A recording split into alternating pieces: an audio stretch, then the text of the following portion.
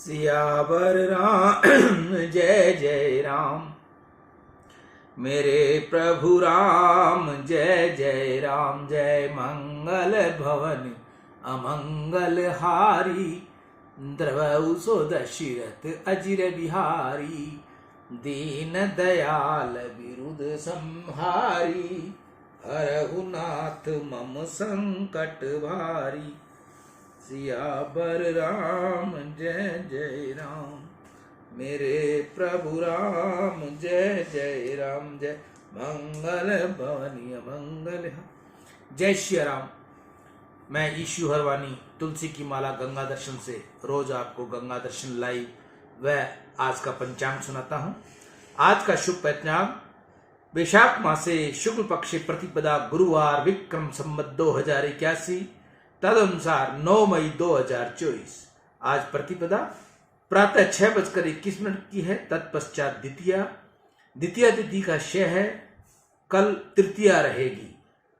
आज का विशेष दिन शुक्ल पक्ष चंद्र दर्शन शिवाजी जयंती द्वितीया तिथि का क्षय। बोलिए गंगा मैया की जय। कल हमने श्री राम लक्ष्मण का पहरा उसकी कथा हमने कल बीच में विश्राम दिया था। मन अशुद्ध होने के कारण जगत बिगड़ता है ऐसा लगता है। इस जगत में ज्ञानी और अज्ञानी दोनों रहते हैं। अज्ञानी को जगत बिगड़ा हुआ और दुख रूप लगता है, ज्ञानी को आनंदमय लगता है। इसका एक ही कारण है कि अज्ञानी का मन अति अशुद्ध है और ज्ञानी का मन अति शुद्ध है। मन को काम, क्रोध, लोभ, मोह आदि विकार अशुद्ध करते हैं। जब तक मन में विकार वासना है तब तक मन अशुद्ध है। जब मन निष्काम बने तब ज्ञान का उदय हो और आत्मा तथा जगत का सच्चा स्वरूप समझ में आए। मन बिगड़ा है तब तक अज्ञान है। बिगड़े मन को शुद्ध करने के लिए सत्कर्म करना है। सत्कर्म से मन शुद्धि ही से ईश्वर दर्शन। विश्वामित्र जी जानते हैं कि सत्कर्म का यज्ञ का जो फल है वे ही परमात्मा को प्रत्यक्ष मेरे द्वारे विराजे हैं और मैं इस यज्ञ में उनकी प्राप्ति के लिए ही बैठा रहता हूं। इसलिए विश्वामित्र जी यज्ञ करते हैं तब नजर राम जी पर रखते हैं। तुम कोई भी काम करो तब ठाकुर जी में नजर रखकर करोगे तो वह सफल होगा। अपने भगवान को अपनी आंखों में विलग मत होने दो। ठाकुर जी को घर में पधारे हैं, सिंहासन पर पधारे। वह तो साधारण वैष्णव है। ठाकुर जी को तो आंखों में पधारे हैं, वह सच्चा वैष्णव है। कितने ही लोगों की आंखों में तिजोरी ही होती है। तिजोरी में ही नजर रखकर वे समस्त काम करते हैं। पैसे में तो तुम नजर रखते हो परंतु भगवान में नजर रखना सीखो। भगवान में नजर रखकर किया हुआ सत्कर्म ही सफल होता है। सत्कर्म में एक दोष है कि सत्कर्म किए पीछे अहम बढ़ता है। सत्कर्म करने वाले को लोग बहुत मान देते हैं और कहते हैं कि तुम यह बहुत ठीक किया, हमारे हाथ से कुछ होता ही नहीं, तुम बहुत करते हो। सत्कर्म करने वाले की वाहवाह होती है, बहुत प्रशंसा हो तो पुण्य बह जाता है। प्रभु की विमुख होकर सत्कर्म करे उसका अहम बढ़ जाता है। अभिमान बढ़े तो वह सत्कर्म सफल होता नहीं। सत्कर्म किए पीछे दैत्य न आवे तो वह सत्कर्म सफल नहीं। अंदर का अभिमान बढ़े उसका सत्कर्म का क्या काम। भगवान सर्व दोषों को, अपराधों को क्षमा करते हैं परंतु अभिमान को क्षमा करते नहीं। अभिमान करने जैसे मानव के पास है ही क्या। तुम काहे का अभिमान करते हो। लाख की राख होते देर नहीं लगती। अरे ये देह ही पल भर में मिट्टी में मिल जाती है। इसमें अभिमान काहे का। अहंकार सर्वथा बाधक है। मैं कुछ करता हूं ऐसा अहंकार तो प्रभु उपेक्षा करते हैं। प्रभु ऐसा अहंकार हो तो प्रभु अपेक्षा करते हैं। जो हृदय में नमन करता है वह भगवान को प्रिय है। सत्कर्म करते समय सावधान रहो, अंदर का अभिमान बढ़े नहीं। कितने दान देते हैं परंतु उनका दान कीर्ति के लिए होता है। दान ठीक है परंतु कीर्ति के लिए दिया दान ठीक नहीं। मन में ऐसी भावना रखो कि मेरे भगवान को खबर पड़े, इतना ही मेरे लिए बहुत है। कोई मनुष्य जाने इसमें मुझे क्या लाभ है। तुम बहुत दान देते हो, यदि इसका प्रकाश जगत को हो तो संभव है कि तुम्हारे द्वारे पर मांगने वाले बहुत आ जाएं। मांगने आए तो पीछे किसी को तो तुम्हें हाथ जोड़ना ही पड़ेगा, ना करनी ही पड़ेगी। दान ठीक है, ज्ञान ठीक है, परंतु ज्ञान का अभिमान खराब है। सत्कर्म तो अभिमान हरने के लिए है, सत्कर्म मन को शुद्ध करने के लिए है, सत्कर्म परमात्मा को राजी करने के लिए है। सत्कर्म करने वाला भगवान दृष्टि रखकर मैं यह करता नहीं, यह तो प्रभु ने करवाया है, ऐसा सतत अनुसंधान रखकर सत्कर्म करे तो सत्कर्म करने के पश्चात अभिमान न आएगा। सत्कर्म करने के पश्चात न मम बोलते हो, उसे आचरण में लाओ। ऐसी निष्ठा रखो कि यह मैंने नहीं किया, मेरे भगवान ने करवाया है। भगवान ने इसके लिए मुझे बुद्धि शक्ति का दान देकर यह मेरे द्वारा करवाया है। भगवान कृपा करके सत्कर्म करवाएं तो ही वह हो सकता है। ठाकुर जी कृपा करके मुझे निमित्त बनाया, मेरे हाथों ये कर्म करवाया। परमात्मा श्री राम कृपा करे तब प्रभु को सत्कर्म करने की इच्छा होती है। बहुत तो सत्कर्म करने की इच्छा तो होती है, परंतु उनके द्वारा वह हो नहीं पाता। परमात्मा कृपा करते नहीं, तभी ऊपर रहकर वह सत्कर्म कराते हैं। सत्कर्म करने से ही मन शुद्ध होता है, सत्कर्म को ही यज्ञ कहते हैं। परमात्मा प्रसन्न हो ऐसा कोई भी सही काम करो, यह यज्ञ है। अग्नि में ही आहुति देने से यज्ञ होता है क्या? कथा में बहुत शांति रखकर श्री राम नाम का जाप करते करते कथा सुनो, यह भी बड़ा यज्ञ है। परमात्मा का नाम कृपा से लिया जाता है, उनकी कृपा हो तो मनुष्य मौन रख सकता है। सत्कर्म करने का बहुतों को प्रभु अवसर देते हैं, परंतु उनके द्वारा सत्कर्म होता नहीं। परमात्मा प्रसन्न हो ऐसा कोई भी ठीक काम करो, असावधान बैठो नहीं। प्रभु प्रसन्न हुए कि नहीं, यह जानने की एक युक्ति है। जो काम करने के बाद मन शांत रहे, जो काम करने के बाद अंदर से कुछ आनंद का अनुभव हो, वह सत्कर्म है। और उससे ऐसा मानो कि परमात्मा प्रसन्न हुए। जो काम करने के बाद मन चंचल हो, अंदर में कोई उद्वेग हो, मन अशांत हो, तो मानना कि प्रभु अप्रसन्न हुए, प्रभु आज राजी नहीं हुए। मनुष्य का जन्म सत्कर्म करने के लिए है। मन को जब असावधान रखोगे तभी मन खोटा विचार करेगा। शास्त्र में तो लिखा है कि सत्कर्म करते करते अतिशय थकान हो, उसके बाद ही चारपाई पर पड़ना चाहिए। कितने ही लोग ऐसे होते हैं कि घर का काम जहां पूरा हुआ कि चारपाई पर पड़ जाते हैं। इससे जल्दी निंद्रा आती नहीं और मन खराब विचार करने लगता है। कितने ही तो चारपाई पर पड़े पड़े विचार करते हैं कि भाव बढ़ेगा कि घटेगा, बैंक में कितने रुपए हैं, उनका ब्याज कितना आएगा। पैसे के लिए प्रयत्न करना बुरा नहीं, परंतु पैसे का चिंतन करना बुरा है। जब भी तुम बेकार बैठोगे तो मन को निवृत्ति मिलेगी। तब निरंतर मन द्रव्य का चिंतन करेगा अथवा काम सुख का स्मरण करेगा। तुम मालिक हो, मन नौकर है। मन के ऊपर विश्वास करना नहीं, मन के ऊपर भक्ति का पहरा रखना, मन को किसी सत्कर्म में सतत पिरोए रखना। सत्कर्म करते समय नजर परमात्मा में रखना। विश्वामित्र जी श्री रामचंद्र जी की नजर स्थित करने यज्ञ करवाते हैं। यज्ञ मंडप के द्वार पर श्री राम लक्ष्मण का पहरा है। आनंद उत्पन्न हुआ, ऋषि निर्भय हो गए, प्रेम से यज्ञ कर रहे हैं। राक्षसों को खबर पड़ी कि वे विघ्न करने आते हैं, परंतु राम जी के बार बार दर्शन करने से राक्षसों का स्वभाव बदल जाता है। हम तो रोज भगवान के दर्शन करते हैं, परंतु हमारा स्वभाव जरा भी सुधरता नहीं। श्री राम के दर्शन किए पीछे बुद्धि न सुधरे तो मानो कि मैं राक्षस की अपेक्षा में अधम हूँ। लोग रोज देव दर्शन करते हैं, रोज रामायण पाठ करते हैं, फिर भी उनके जीवन में सरलता और संयम न आए तो वे राक्षस की अपेक्षा भी अधम है। रामायण में लिखा है कि मारीच स्वभाव राक्षसों का स्वभाव राम जी के दर्शन के पीछे सुधरा। जिनके दर्शन करने से स्वभाव सुधरे वह ईश्वर मारीच स्वभाव यज्ञ में विघ्न करने के लिए आते हैं, परंतु राम जी के दर्शन करने पर उनकी बुद्धि सुधरती है।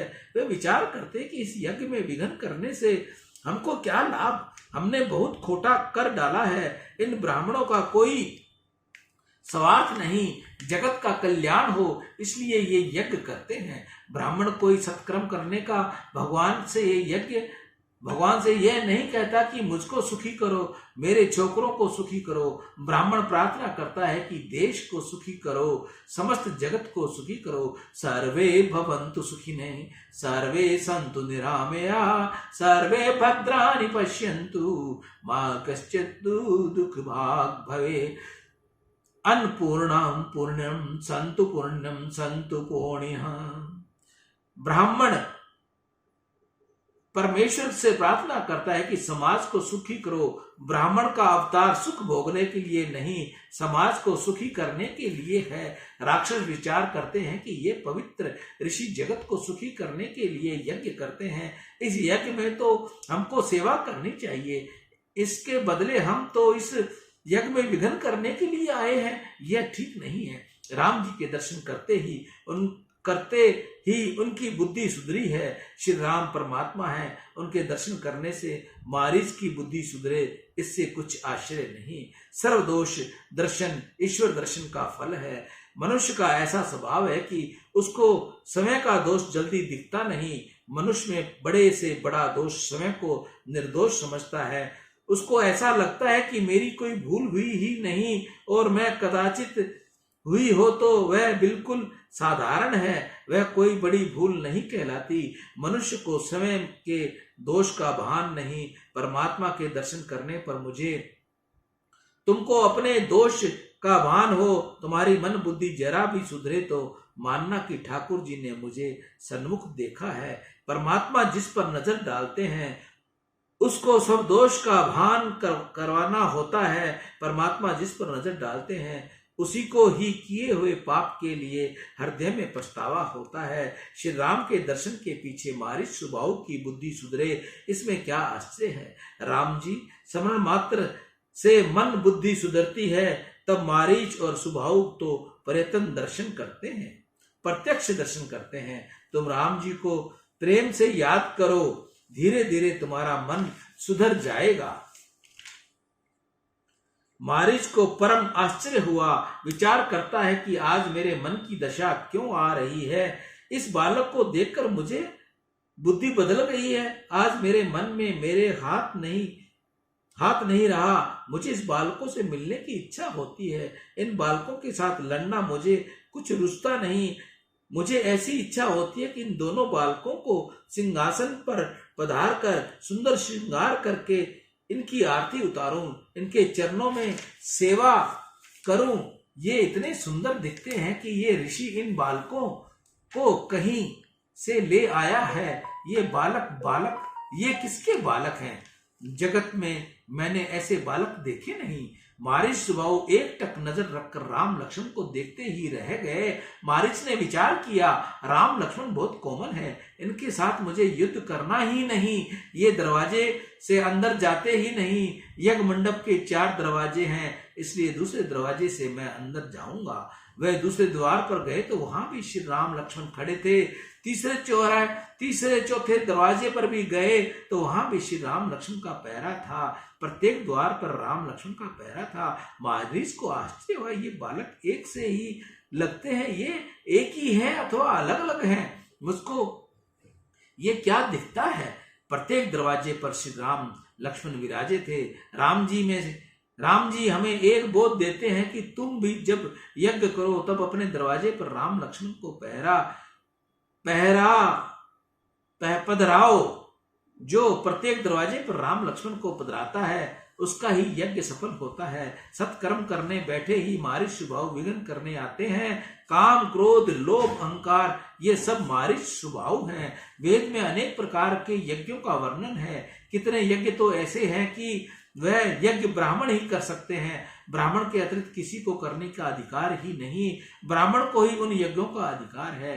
कितने ही यज्ञ ऐसे हैं जिन्हें करने का अधिकार ब्राह्मण को नहीं, जो अग्निहोत्री हो उनको ही उन यज्ञों को करने का अधिकार है। वेद में एक जगह ऐसा यज्ञ बताया है जिसे करने का अधिकार सबको है। ब्राह्मण, क्षत्रिय, वैश्य, शूद्र, साधु, सन्यासी, गृहस्थ, ब्रह्मचारी, स्त्री, पुरुष, कोई भी इस यज्ञ को कर सकता है। तस्येवं विदुषो यज्ञ से आत्मा श्रद्धां पत्नी। आत्मा परमात्मा का मिलन है, इसको ही यज्ञ कहते हैं। आत्मा यजमान है, श्रद्धा पत्नी है, शरीर यज्ञ भूमि है। शरीर यज्ञ भूमि में आत्मा परमात्मा का मिलन महान यज्ञ है। परमात्मा से मिलना, परमात्मा के स्वरूप में मन को लय करना महान यज्ञ है। एक पैसे का भी खर्च नहीं। बड़ा यज्ञ करो तो पैसा खर्च करना पड़ता है, अनेक लोगों को भी जरूरत पड़ती है। यह यज्ञ तो ऐसा है कि इसमें पैसे का भी खर्च नहीं, दूसरे किसी की जरूरत भी नहीं, और उसको करने का अधिकार सबको है। शास्त्र में ऐसा लिखा है कि प्रत्येक यज्ञ में कुछ न कुछ भूल होती है। ब्राह्मणों को मंत्र बोलने में भूल हो, हरि द्रव्य शुद्ध न हो तो भूल हो, और इसी से अंत में प्रायश्चित करना पड़ता है। प्रायश्चित बिना कोई यज्ञ पूरा होता ही नहीं। अरे यज्ञ तो अनेक बार मारता भी नहीं। यज्ञ तो थोड़ी भूल हो तो सजा मिलती है, परंतु एक यज्ञ ऐसा है जो अत्यंत सरल और निर्दोष है, वह है जप यज्ञ। जप यज्ञ सबसे श्रेष्ठ माना है। श्री कृष्ण भगवान ने गीता जी में कहा है, यज्ञानाम जप यज्ञोसिम। प्रातः काल में स्नान करो, पवित्र आसन में बैठकर परमात्मा के स्वरूप को अपने आसन में पधराओ, ठाकुर जी का सुंदर श्रृंगार करो, भगवत स्वरूप में आंखों को स्थिर करो और पीछे उस स्वरूप को आंखों के मार्ग से अंदर उतारो। यह स्वरूप मेरे हृदय कमल में है, ऐसी भावना रखकर मन से परमात्मा को भजो। जिस देव को तुम सेवा करते हो, जिस देव की तुम नित्य परिचर्चा करते हो, उस देव को आंखों के मार्ग से अंदर पधराकर हृदय सिंहासन पर स्थिर कर तुम भगवान को मन से भजो। आंखों से दर्शन करते करते, कान से सुनते सुनते, मन से रट करते करते जप करोगे तो समाधि लग जाएगी, आत्मा परमात्मा एक हो जाएंगे। ये बड़ा यज्ञ है। परंतु जब तुम यज्ञ करने बैठते हो तो तब आंख रूपी दरवाजे से, कान रूपी दरवाजे में से मारिच स्वभाव अंदर आते हैं। इंद्रियां द्वार हैं, इंद्रियां द्वार में से मारिच स्वभाव अंदर घुसने का प्रयत्न करते हैं। विषय ही मारिच है, परंतु जिसको प्रत्येक इंद्रियां भगवान के नाम की रट लगाती हैं, उनकी एक एक इंद्रियों में भगवान विराजते हैं। प्रत्येक इंद्रियों के द्वार पर परमात्मा को पधराओ। राम जी को आंख में, कान में, मुख में विराजमान करो। प्रत्येक इंद्रिय द्वार पर राम जी विराजे हो तो मानना कि तुम्हारा यज्ञ सफल होगा। श्री राम जी को इंद्रियों के द्वार पर रखोगे तो मारिच स्वभाव अर्थात विषय विकार विघ्न कर सकोगे नहीं। विषय मारिच जल्दी मरता नहीं। अपनी प्रत्येक इंद्रियों पर श्री राम लक्ष्मण को पधराओ, पर ब्रह्म और शब्द ब्रह्म को पधराओ तो तुम्हारा जीवन यज्ञ निर्विघ्न पूर्ण होगा। तुम जाप करने बैठो तब घर में कोई आए तो उस पर नजर डालना नहीं। तुम जिस पर नजर डालोगे उसको मन भी देना पड़ेगा। मन का एक नियम है कि जहां आंख जाए वहीं वह भी जाता है। जागृत अवस्था में मन आंखों में होता है। जिसको दृष्टि देते हो उसका मन नित्य बिना, उसको मन दिए बिना छुटकारा होता नहीं। तुम माला करने बैठोगे तब कोई आए तो उस पर आंख डालो नहीं, उसका मुख देखो नहीं। मनुष्य में जो रजोगुण है उससे उसका मुख देखने से यह रजोगुण तुम्हारे अंदर आवेगा, तुम्हारे मन को हिलाएगा, चंचल बनाएगा। जब करने बैठो तब आंखों में भगवान को रखो, कान में भगवान को रखो। कदाचित तुमको शंका होती है कि महाराज कान में ठाकुर जी को किस रीति से रखेंगे। तुम जिस मंत्र का जाप करो उस मंत्र के शब्द को अपने कान से सुनो। मंत्र के एक एक अक्षर का दिव्य शक्ति है। कान से मंत्र के अक्षर सुनने का, जप करने का अभ्यास डालोगे तो घर में कोई आए और बोले तो तुमको सुनाई देगा ही नहीं कितने ही लोग ऐसे होते हैं कि नोट गिनने बैठे हो तब कोई बोले तो उनकी सुनाई देता नहीं, परंतु माला करने बैठे हो तो सब कुछ सुनाई देता है। ऐसा न करो, कान में भगवान को पधराओ। अनेक बार ऐसा होता है कि मानव कान से भक्ति करता है परंतु आंख से नहीं करता। कितने ही आंख से भक्ति करते हैं परंतु उस समय जीव से भक्ति करते नहीं। खूब ध्यान में रखना कि जिस इंद्रियों से भक्ति तुम नहीं करोगे उस इंद्रियों में से मारिच स्वभाव प्रवेश करेंगे और संभव है कि उस इंद्री द्वार पाप हो, उस इंद्री द्वारा पाप हो। पाप अति सूक्ष्म है। पाप जब होता है तब जीव को खबर पड़ती नहीं कि मेरी आंख से पाप करती है, मेरी आंखें पाप करती हैं, मेरी आंखों में पाप आया, मेरी आंखों में काम आया, मारिच स्वभाव आए हैं। मानव अनेक प्रकार ऐसा समझता है कि मैं मंदिर में जाता हूं, मैं भक्ति करता हूं, परंतु एक इंद्रियों से यह भक्ति करता है और दूसरी इंद्री से पाप भी करता है। प्रत्येक इंद्री को भक्ति रस का पान करवाना आवश्यक है। ज्ञानी महात्मा इंद्रियों का दरवाजा बंद रखते हैं और वैष्णव प्रत्येक द्वार पर परमात्मा को पधराते हैं। इंद्रिय रूपी द्वार पर जब परमात्मा को रखोगे तो ये यज्ञ सफल होगा, नहीं तो मारिच स्वभाव आकर यज्ञ में विघ्न करेंगे। विश्वामित्र जब यज्ञ करते हैं तब मंडप में प्रत्येक द्वार पर श्री राम लक्ष्मण पहरा देते हैं। विश्वामित्र जी का यज्ञ परमात्मा ने रक्षण किया है। निंद्रा का त्याग करके 6 दिवस यज्ञ का रक्षण किया है। मारिच स्वभाव का प्रभु ने उद्धार किया। विश्वामित्र जी का यज्ञ सफल हुआ। विश्वामित्र जी को अतिशय आनंद हुआ। उन्होंने श्री राम लक्ष्मण को अनेक आशीर्वाद दिए। रामायण में बहुत प्रकार से शास्त्रों का वर्णन है। अग्न्याय शास्त्र, व्यायाम शास्त्र, प्रज्ञायाम शास्त्र, ब्रह्मास्त्र, इन सब शास्त्रों का दान और ज्ञान विश्वामित्र जी ने रघुनाथ जी को दिया। ऋषि ने श्री राम लक्ष्मण को बला अति बला विद्या भी सिखाई।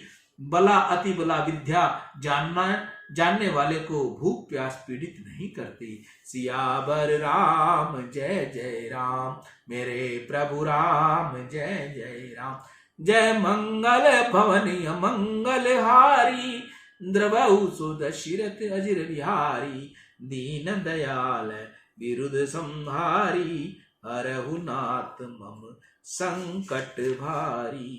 आज श्री राम लक्ष्मण का पहरा, इस कथा का यहाँ विश्राम हुआ। कल हम आपको सीता जी का स्वयंवर की कथा सुनाएंगे। सियावर राम जय जय राम, मेरे प्रभु राम जय जय राम। जय मंगल भवन अमंगल हारी, द्रवहु सुदशरथ अजर बिहारी। दीन दयाल वृद्ध संहारी, हरहु नाथ मम संकट भारी। मैं ईशु हरवानी तुलसी की माला गंगा दर्शन से रोज आपको गंगा दर्शन लाइव दिखाता हूं, पंचांग सुनाता हूं, तुलसी की शुद्ध माला बनाता हूं। आज हमने कदम की काष्ठ पर महामंत्र बनाया है और जिसको तुलसी की मोतियों से पिरोकर हमने माला बनाई है। जिस भाई बहन को महामंत्र की माला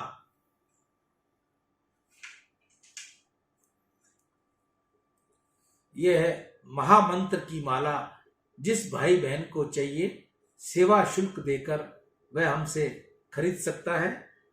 मात्र 10-15 ऑर्डर ही हम लेंगे, इससे ज्यादा हमारे पास सामान नहीं है।